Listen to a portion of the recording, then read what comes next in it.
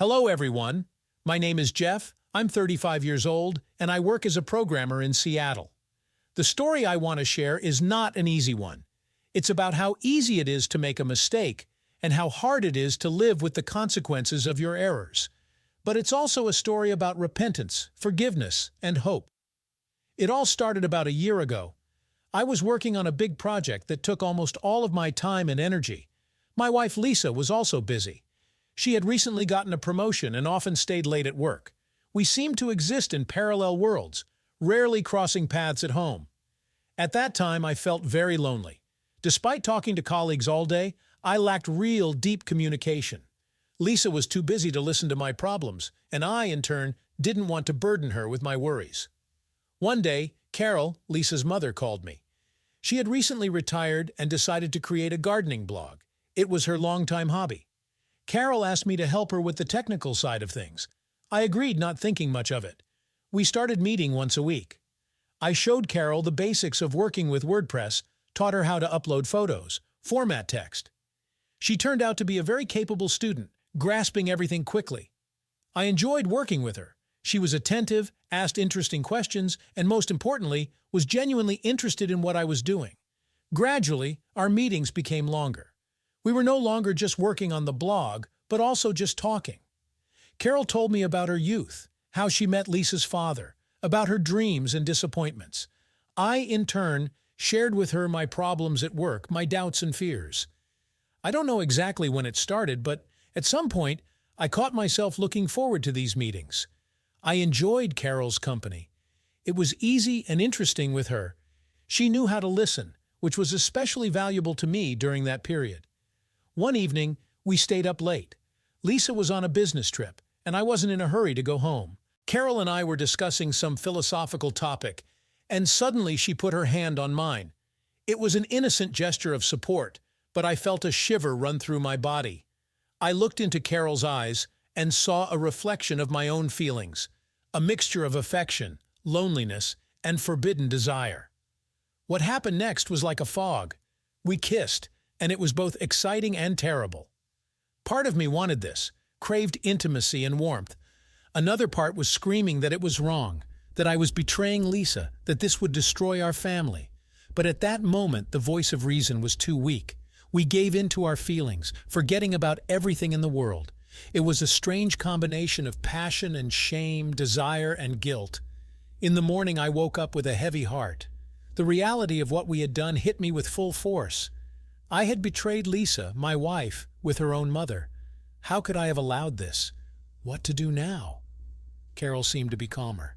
"Jeff," she said at breakfast, "what happened between us shouldn't destroy our lives. We're adults. We can handle this." But I couldn't accept this point of view. I was gnawed by guilt. I couldn't look Carol in the eye, couldn't imagine how I would look Lisa in the eye when she returned. The following weeks passed like a nightmare. I avoided meetings with Carol, immersed myself in work. I took on additional tasks, just to avoid being alone with my thoughts. But the feeling of guilt gave me no peace. I started drinking. At first a little, to relax after work, then more and more. Alcohol helped to forget for a while, but in the morning, the feeling of guilt returned with renewed force. Carol tried to contact me, but I ignored her calls and messages. I didn't know what to say to her, how to explain my feelings. I thought it would be better to just forget about what happened, pretend that nothing had happened. But life had other plans. One evening, as Lisa and I were having dinner, she said, "You know, Mom's been acting strange lately. It's like she's avoiding me. Do you know what happened?" I felt the ground disappear from under my feet. My heart was racing, and I could hardly breathe. At that moment, I realized that I could no longer live in a lie. I had to tell the truth, no matter how painful it was. "Lisa," I began in a trembling voice, "I need to tell you something." The next hour was the hardest in my life. I told Lisa everything, about my loneliness, about the meetings with Carol, about what happened between us. I saw how her facial expression changed, from bewilderment to shock, from shock to pain and anger. When I finished, Lisa was silent for a long time. Then she got up and left the room without saying a word. I could hear her crying in the bedroom, and I felt my heart breaking into pieces. The following weeks were like hell. Lisa moved in with a friend, refusing to talk to me. I tried to contact her, but she ignored my calls and messages. I felt like I was losing her forever, and this realization caused unbearable pain. At work, I could barely concentrate. Several times I was almost fired for being late and making mistakes in the code. I started seeing a psychotherapist, trying to sort out my feelings and find a way to move forward. Lisa's relationship with Carol was also destroyed. Lisa accused her mother of betrayal, refusing to communicate with her. I saw how Carol was suffering, but I couldn't do anything to help her. We both found ourselves trapped by the consequences of our actions. 3 months passed. Slowly but surely, I was climbing out of depression.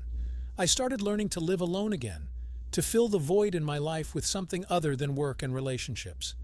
I started exercising, began meditating, signed up for photography courses, all the things I had long dreamed of but never found time for. And then one day, when I had almost resigned myself to the thought that I had lost Lisa forever, she unexpectedly called. She wanted to meet and talk. I was simultaneously elated and terrified. What would she say? Was she ready to forgive me? Or was this a meeting to say goodbye for good? We met in the park where we used to often walk together. Lisa looked tired and thinner. She looked at me for a long time before speaking.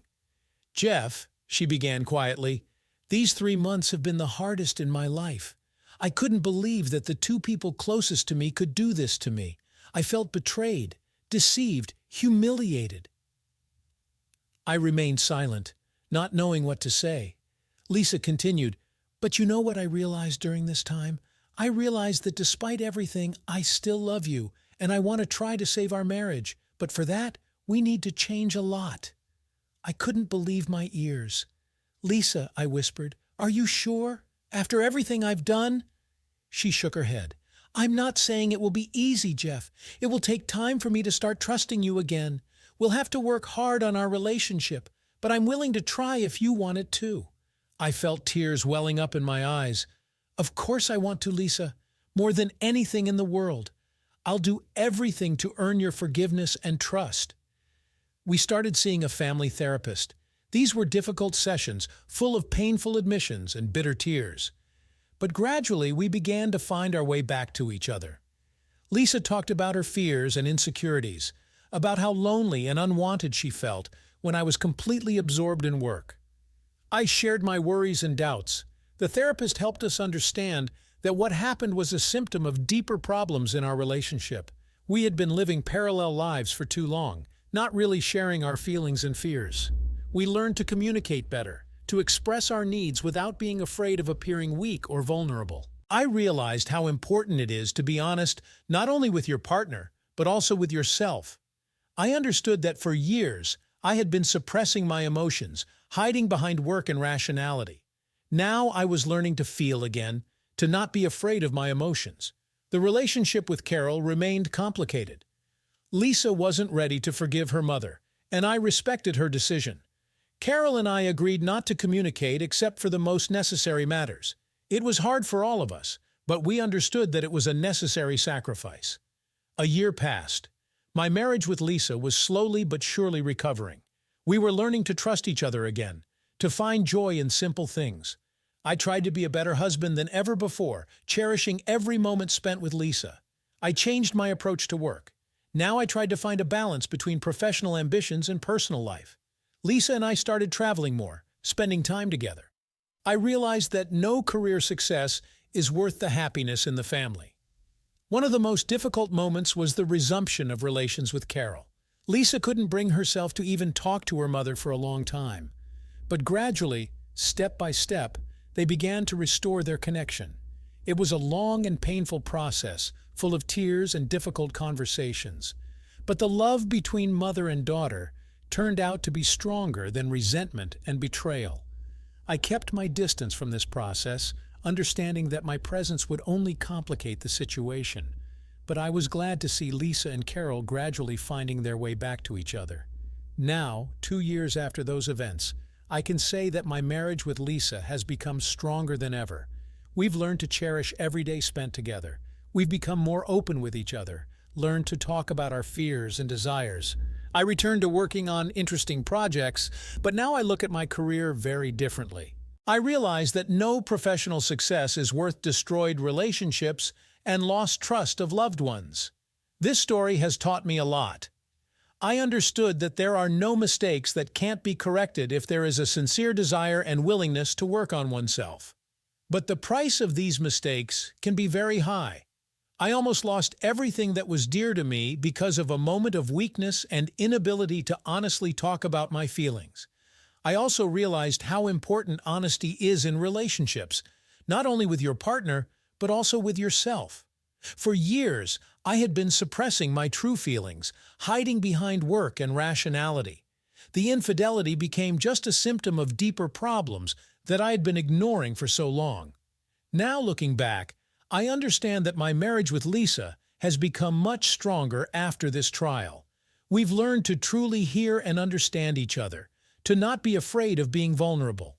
We no longer take our relationship for granted, but work on strengthening it every day. The relationship with Carol is also gradually improving. We will never be as close as before, and that's right. But we've learned to communicate respectfully in Lisa's presence, and I see how important it is for her to see her family together again. One of the most important lessons I learned from this situation is the realization of how easily trust can be destroyed and how difficult it is to restore it. Every time I see pain in Lisa's eyes when she remembers my betrayal, I feel a pang of guilt. But this pain also serves as a constant reminder of how important it is to value and cherish relationships with loved ones. I also understood how important it is to be able to cope with stress and loneliness in healthy ways. Now, when I feel overwhelmed or isolated, I don't close myself off or seek comfort elsewhere. Instead, I openly talk about my feelings with Lisa, meditate, exercise, or reach out to friends for help. This story changed me not only as a husband, but as a person in general. I became more empathetic, more attentive to the feelings of others. In my work, I now pay more attention to the ethical aspects of what we do, understanding that each of our actions can have far-reaching consequences. I also started volunteering, helping couples who are experiencing a crisis in their relationships. By sharing my experience, of course, without going into personal details, I hope to help others avoid the mistakes I made. Lisa has changed too. She became stronger, more confident in herself. This experience taught her not to depend completely on our relationship, to have her own interests and goals.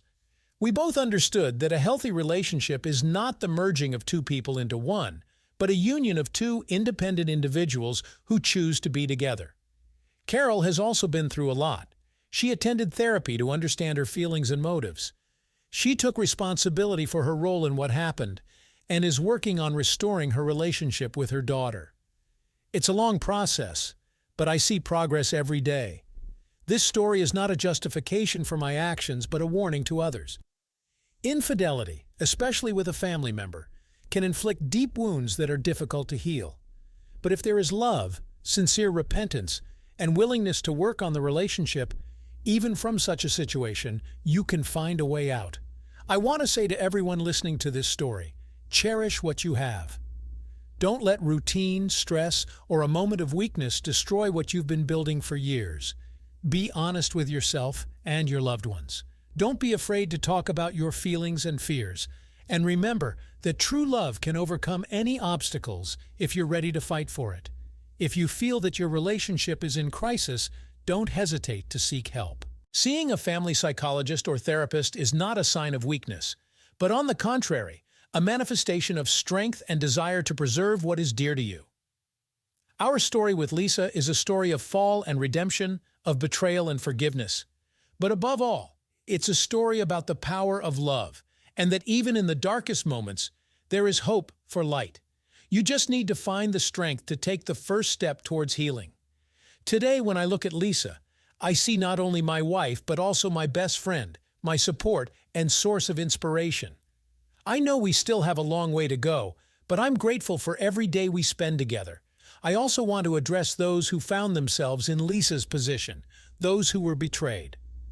Know that your feelings of pain, anger, and disappointment are absolutely normal. You have the right to these emotions. But also remember that forgiveness is not weakness. It's an act of immense strength and courage. And sometimes by forgiving, we heal not only relationships, but also ourselves. In conclusion, I want to say, love is not just a feeling. It's a choice we make every day. The choice to be honest, faithful, to support each other in difficult times. And if you're ready to make this choice every day, there are no obstacles that you couldn't overcome together. Thank you for listening to my story. I hope it helps someone avoid similar mistakes or find the strength to correct those already made. Take care of your loved ones and be happy. Because in the end, love and trust are the most valuable things we have. Did you like this story? Let us know in the comments what you liked. Subscribe to our storytelling podcast. Also, don't forget to like and ring the bell so you don't miss more interesting stories. See you soon.